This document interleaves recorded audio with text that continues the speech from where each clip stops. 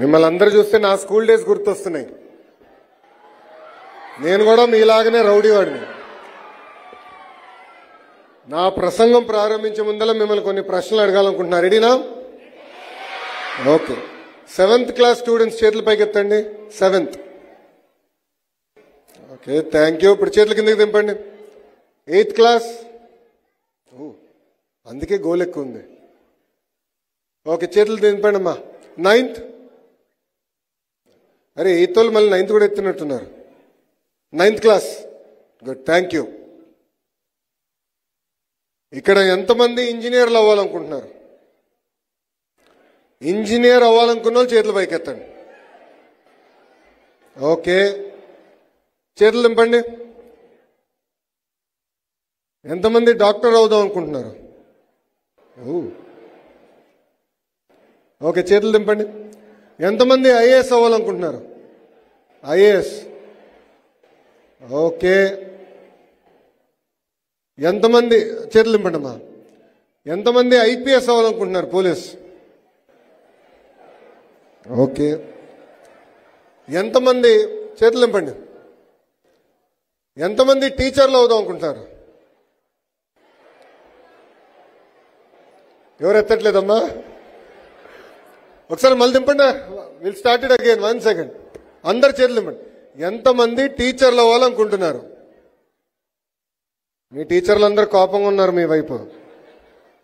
Okay, చేతులు దింపండి. ఇప్పుడు ఎంతమంది రాజకీయ నాయకురాలు అవ్వాలనుకుంటున్నారు? పొలిటీషియన్. అబ్బాయిలు ఎత్తుతున్నారు.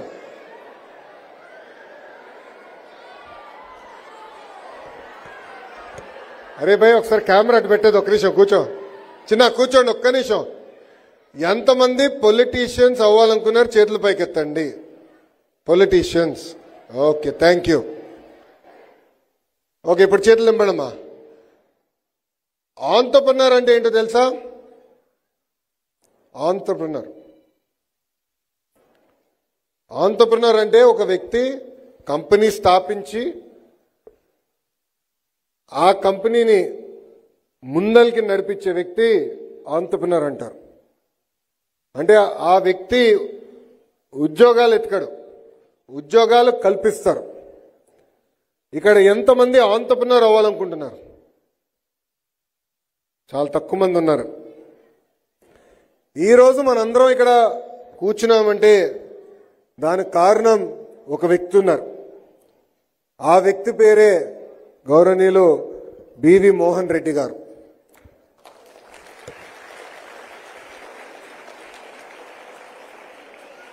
మోహన్ రెడ్డి గారు ఇప్పుడే చెప్పినట్లు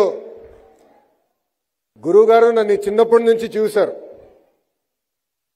నేను చేసే అల్లరి పనులన్నీ కూడా చూశారు. ఆయన ఇన్సైడ్ అవుట్ నా గురించి తెలిసిన వ్యక్తి. ఆయన 1991లో ఇప్పుడు సైంట్ అనే కంపెనీ, ఆనాడు ఇన్ఫోటెక్ అనే పేరు ఉండేది. అంకల్ పేరు కూడా మోహన్ రెడ్డి గారు అని పిలిచేవారం కాదు, ఇన్ఫోటెక్ మోహన్ రెడ్డి గారు అని మేము అందరం పిలిచేవారం. 1991లో ఇప్పుడున్న సైంట్ కంపెనీని స్థాపించి ఈరోజు సుమారుగా 16,000 మందికి ఉద్యోగాలు కల్పిస్తున్న వ్యక్తి మోహన్ రెడ్డి గారు. కేవలం మన దేశం, కేవలం మన రాష్ట్రం, మన దేశమే కాదు, 22 దేశాల్లో ఈరోజు సైంట్ కంపెనీని నడిపిస్తున్న వ్యక్తి మోహన్ రెడ్డి గారు. ఈరోజు ఆయన కంపెనీ సిఎస్ఆర్ నిధుల నుంచి సుమారుగా 8 కోట్ల రూపాయలు ఖర్చు పెట్టి 50 ప్రభుత్వ పాఠశాలల్లో ఏఐ ల్యాబ్స్ కి ఏర్పాటు చేసిన వ్యక్తి మోహన్ రెడ్డి గారు.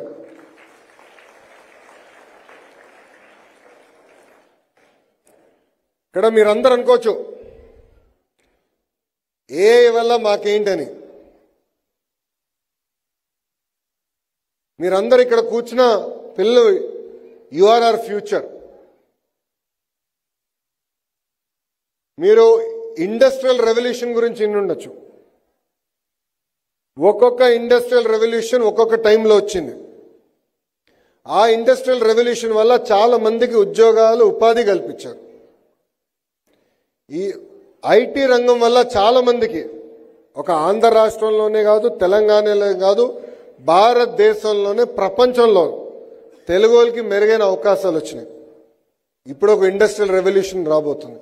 ఆ ఇండస్ట్రియల్ రెవల్యూషన్ పేరే ఏఐ, ఆర్టిఫిషియల్ ఇంటెలిజెన్స్.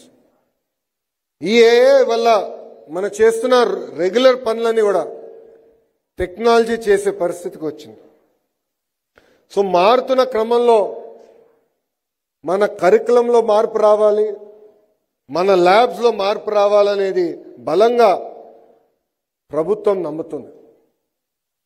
అందుకే మీరు చూస్తే మీ టెక్స్ట్ బుక్స్ అప్గ్రేడేషన్ దగ్గర నుంచి, ఎగ్జామినేషన్ ఫార్మాట్ మార్చే దగ్గర నుంచి అనేక సంస్కరణలు మీకోసం మేము తీసుకొచ్చాం.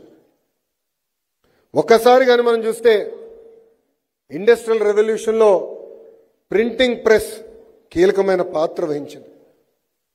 ఏకంగా ఎలక్ట్రిసిటీ, ఆటోమోటివ్, ఏరోప్లేన్స్, వ్యాక్సిన్స్, ఇట్లా అనేక టెక్నాలజీస్ వల్ల మ్యాన్ కైండే ముందరికెళ్లే పరిస్థితి. అలాంటి టెక్నాలజీ మళ్ళీ ఈరోజు ఏఐ మనకి చూపిస్తుంది. నేను ఇక్కడున్నా మిమ్మల్ని అందరినీ ఒక విషయం ఆలోచించమంటున్నా.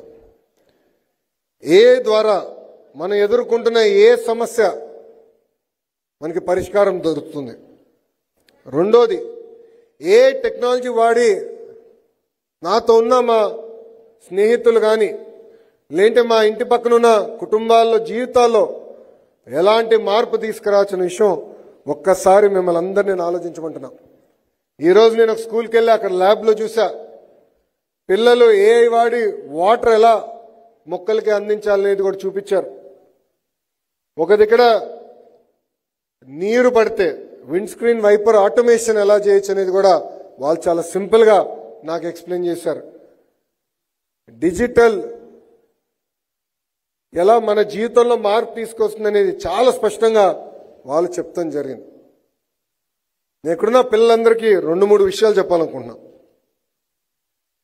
జీవితంలో మనందరం ఒక లక్ష్యం పెట్టుకోవాలి. అంటే 5 సంవత్సరాల్లో మీరు ఎక్కడ ఉండాలనుకుంటున్నారు? సో ఫర్ ఎగ్జాంపుల్ 10th క్లాస్లో ఎంత మార్కులు తీసుకొద్దాం, దాని తర్వాత మనం ఇంజనీరింగ్ ట్రాక్ వెళ్దామా, అంటే ఎంపీసీకి వెళ్దామా, బైపీసీకి వెళ్దామా, ఎంబైపీసీకి వెళ్దామా, లేదంటే సిఈసీకి వెళ్దామా, ఇతర ట్రాక్స్కి వెళ్దామని ఇప్పటి నుంచే మనం ఆలోచించాలి. ఒక టార్గెట్ పెట్టుకోవాలి. ఆ టార్గెట్ కోసం అహర్నిశలు కష్టపడాలి. టార్గెట్ సాధించడం అంత ఈజీ కాదు, చాలా కష్టపడాలి. కేంద్రంలో ప్రధానమంత్రి గారు కానివ్వండి, రాష్ట్రంలో ముఖ్యమంత్రి గారు కానివ్వండి, ఇద్దరు అహర్నిశలు కష్టపడుతున్నారు కనుకనే మన జీవితాలు మనం ముందరికి తీసుకెళ్ళగలుగుతున్నాం. దేశం సరైన దారిలో నడుస్తుంది. కష్టపడాలి. కానీ మనం అనుకుంది ఎప్పుడు సాధించలేకపోవచ్చు, బాధపడకూడదు. ఒక ఫెయిల్యూర్ జరిగితే జీవితంలో అది మనలో కసి పెంచాల, ఫైర్ రావాలా. ఎస్, నేను అనుకుంది సాధిస్తానని ఆ రోజు నుంచి మీరు ఆలోచించాల. నేను కూడా రాజకీయాల్లోకి వచ్చినప్పుడు 2019 ఎన్నికల్లో నేను పోటీ చేశా, ఓడిపోయా. 5,300 ఓట్లతో ఓడిపోయా. ఓడిపోయిన రోజు నాకు బాధ కలిగింది, ఆవేదన కలిగింది. కానీ ఆ బాధ, ఆవేదన నాలో కసి పెంచి 5 సంవత్సరాలు అక్కడనే కష్టపడి 91,000 మెజారిటీతో ఆ సీటు నేను గెలిచా.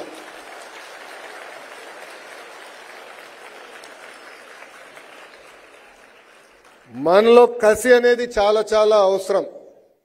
ఆ హంగర్ అనేది ఉన్నప్పుడే మనం అనుకున్న లక్ష్యాలు మనందరం సాధించగలుగుతాం.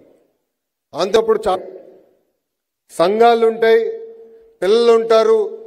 ఏ చిన్న సమస్య ఉన్నా మిమ్మల్నే బ్లేమ్ చేస్తారు. మీకు ఆ శాఖ అవసరమా అని నన్ను అడిగారు. ఆనాడే చెప్పా, నాకు కఠినమైన పనులు చేయాలంటే చాలా ఇష్టం, తప్పనిసరిగా విద్యాశాఖ మంత్రి అవుతాను, వ్యవస్థలో మార్పు తీసుకొస్తా, మన పిల్లల భవిష్యత్తు మార్చే బాధ్యత నేను తీసుకుంటానని చెప్పారు.